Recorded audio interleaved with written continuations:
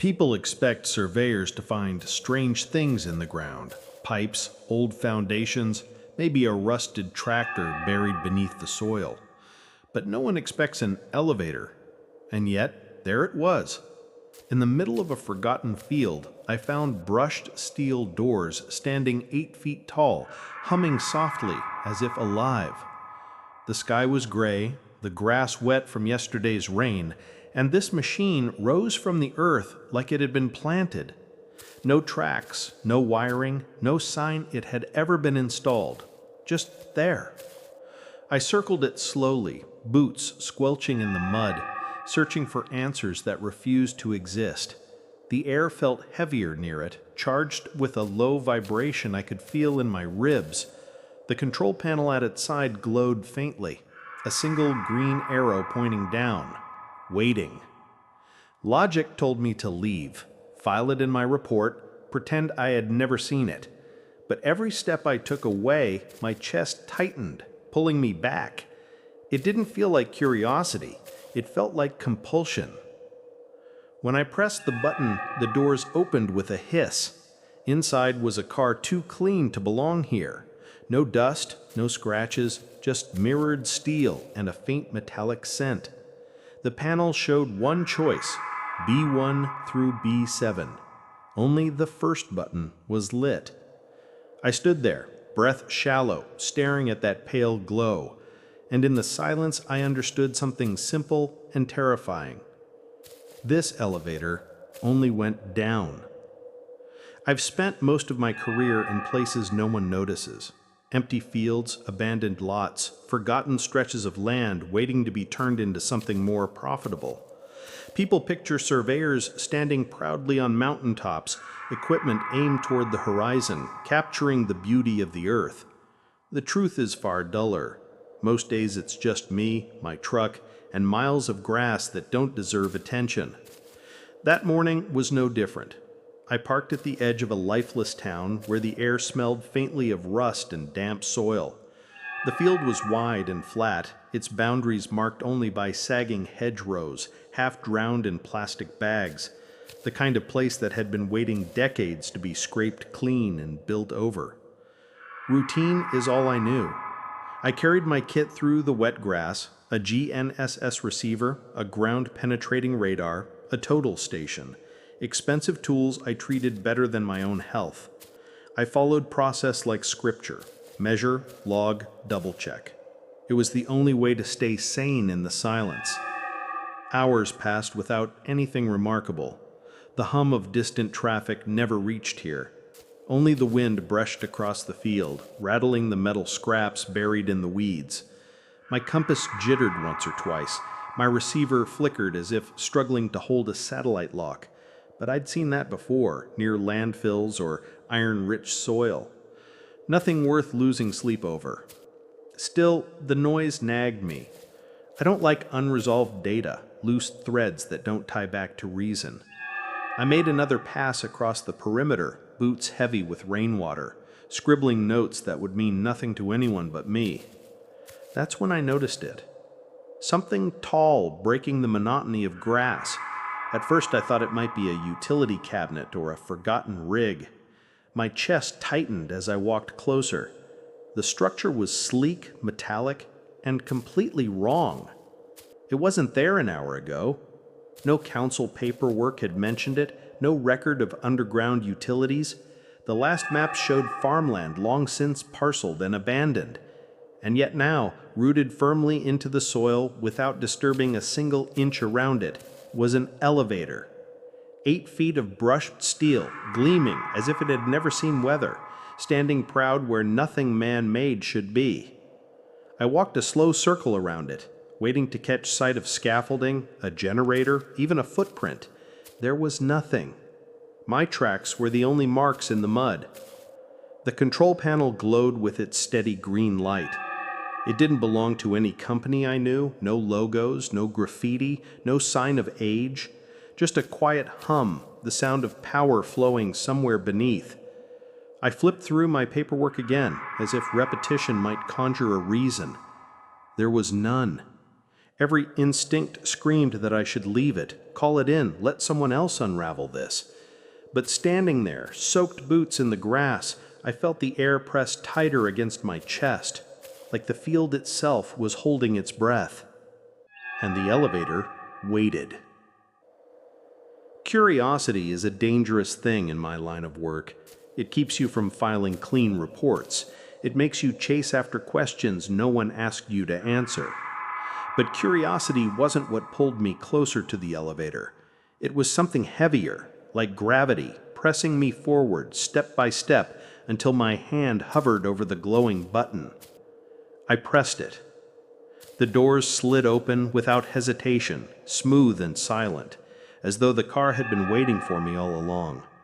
The air inside smelled faintly metallic, the sterile scent of machinery untouched by time.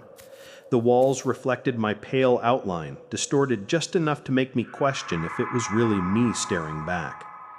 The panel offered a single choice, ground floor, and below it, B1 through B7. Only the first button glowed pale green, steady, expectant. I should have left right then. No one would have blamed me. I could have written it off as unauthorized construction, filed it in the anomaly section of my report, and walked away. But the thought dug into me that, what if someone built beneath this land illegally? What if there was a hazard waiting for the people who would live here after the town approved development? That was the excuse I clung to. Liability, safety, due diligence. But deep down, I knew better. This wasn't about work.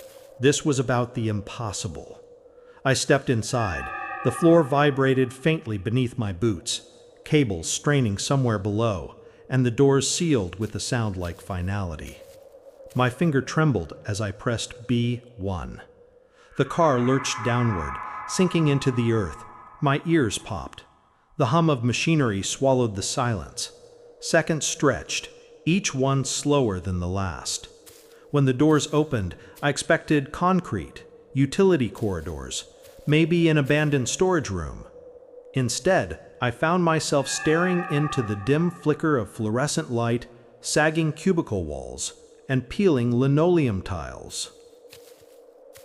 It was an office, buried underground. Desks sat in neat rows, paperwork yellowed but legible. A break room to the left held half-empty coffee cups and a cigarette still smoldering in an ashtray. And yet my instruments had told me the truth. No utilities, no heat, no power. This place shouldn't exist. But the lights were on, and the smoke was still rising. The office stretched out in silence, fluorescent strips buzzing faintly overhead. My boots echoed against the tiles as I moved deeper, every step amplifying how wrong this place was. Cubicles lined the floor, papers scattered across desks as if the workers had walked out only moments ago. Requisition forms, maintenance logs, memos pinned to corkboards, curling with age, yet still legible. One stood out. Strict protocol. No unauthorized personnel permitted below level 3. I felt a cold weight in my chest. This wasn't an accident, not a forgotten structure. It was deliberate, organized, planned for depths I had no record of. I tried the elevator again, slamming the ground button. Nothing. Only the pale glow of B2. The doors closed on their own.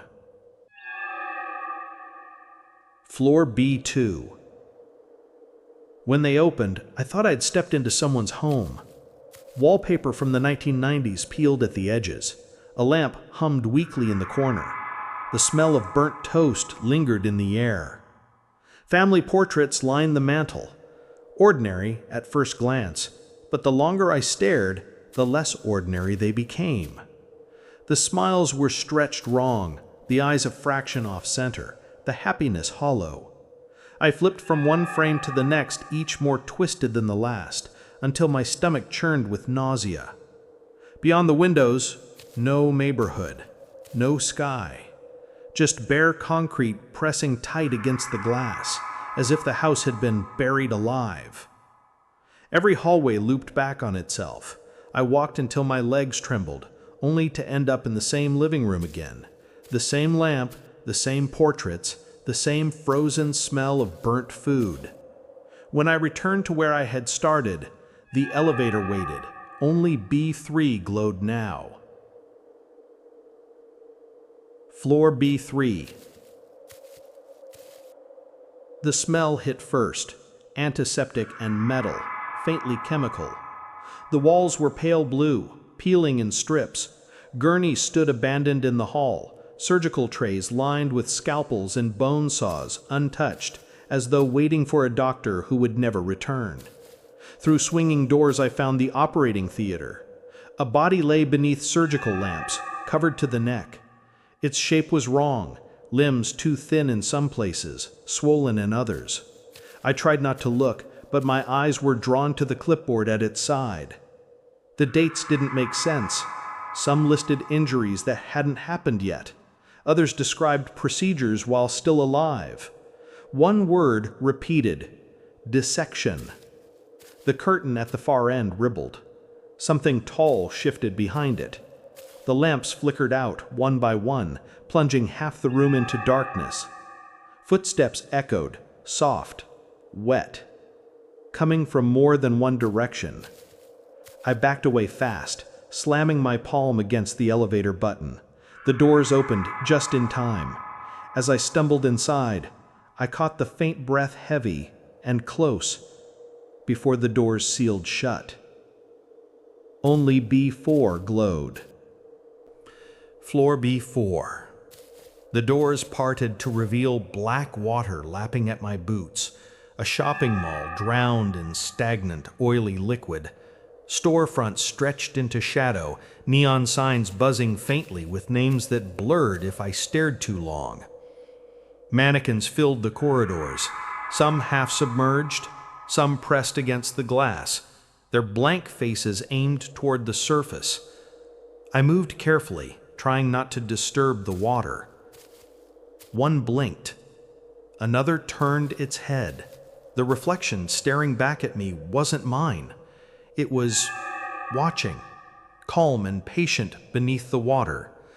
Then it moved, fast, breaking away from where my reflection should have been. The current shifted. The mannequins bobbed as something unseen circled me. The water rose higher, tugging at my legs, dragging me toward a drain I couldn't see. Panic overtook reason. I forced my way back through the rising current. Something brushed my ankle, cold and slick. I didn't look down. I threw myself into the elevator, just as the water surged, slamming against the doors with bone-deep weight. Something struck the metal from the other side, slow and deliberate. The car trembled. My chest heaved, soaked through and shaking. B5 lit up. Floor B5. Darkness. A forest where no forest should be.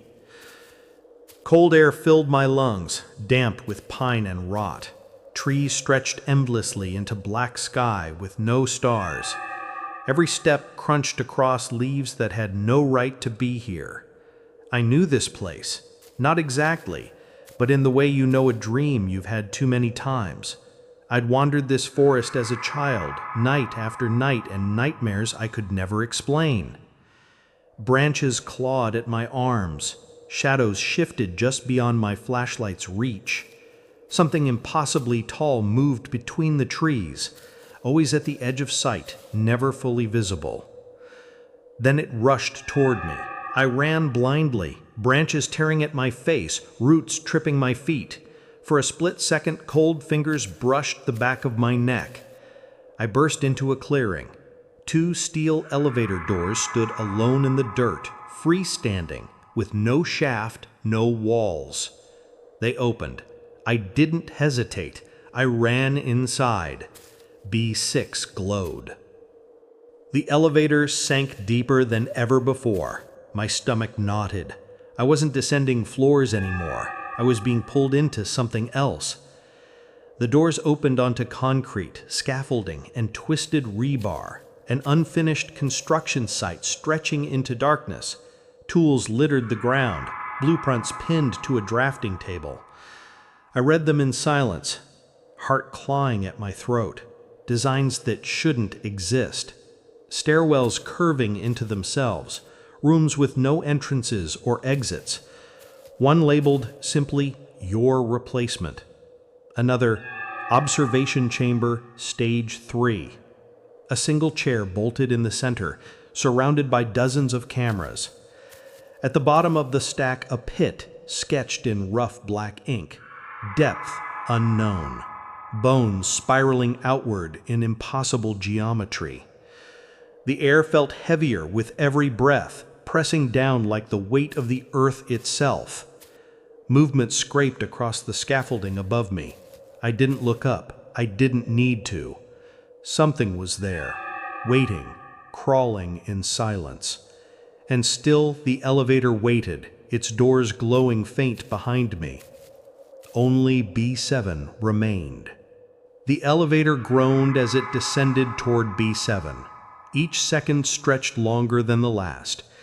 Metal cables straining as though carrying not just me, but the weight of everything I had seen.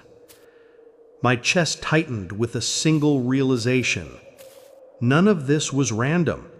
Each floor had been designed, curated, built for me. When the doors slid open, there was no office, no home, no forest, only silence.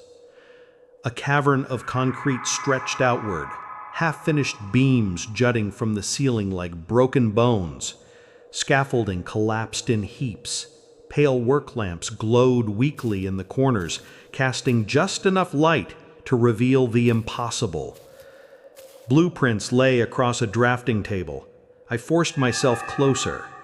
The pages showed everything I had walked through: the office, the house, the hospital, the forest, each sketched in precise detail, as if someone had mapped my descent long before I set foot in the field. One page was labeled simply "Finalization." At the center of the drawing sat a box. No doors, no exits. Inside, a chair. Above it, a single word, written by hand. Me. A chill lanced down my spine. This place wasn't unfinished. It wasn't abandoned. It was waiting. Waiting for me to sit. Waiting for the walls to close in. Waiting to decide what I would become. The air shifted. Dust rained from the scaffolding as something moved above. A scrape of metal, a groan of weight. I looked up against every instinct and saw it. Tall, too tall, a figure stretched beyond human proportions, its limbs bending wrong, its head cocked at an impossible angle. It crawled across the girders with deliberate grace, watching without eyes, waiting without sound. Then it dropped. The impact shook the concrete. The lamps flickered. My legs carried me backward, breath ragged, heart hammering against my ribs. The thing stepped forward, its shape twitching, distorting with each pulse of light, never fully visible, never fully hidden. It raised one arm, long, skeletal, fingers tapering into blades of bone. The air turned sharp and cold, slicing my lungs with every breath. I stumbled, crashing into the drafting table. Pages scattered like falling leaves. One blueprint landed across my boots. A pit sketched in endless black, spirals of bone etched in frantic strokes. Beneath it, a note, depth unknown, awaiting subject. My reflection glimmered faintly in the steel elevator doors, pale, shaking, eyes wide. Behind me, the creature loomed closer. And I realized with a clarity sharper than fear, this wasn't a descent into mystery. It was a process, a construction, and I was the final piece. I ran. Not with courage, not with hope, just the primal instinct to move before the thing behind me decided how I would end. The unfinished floor twisted around me, scaffolding shifting as though the architecture itself resisted escape. Corridors dead-ended where they hadn't before, gaps split wider, voids yawning like mouths. By sheer chance, or maybe design, I found it. A smaller service elevator tucked into a corner of concrete. Its rusted gate groaned as I pulled it open, revealing one lever, marked only "to surface." My hands shook so violently I nearly missed it, but somehow I pulled. The car lurched upward, gears grinding with painful slowness. Below I heard movement, metal twisting, concrete cracking, footsteps too heavy to belong to anything human.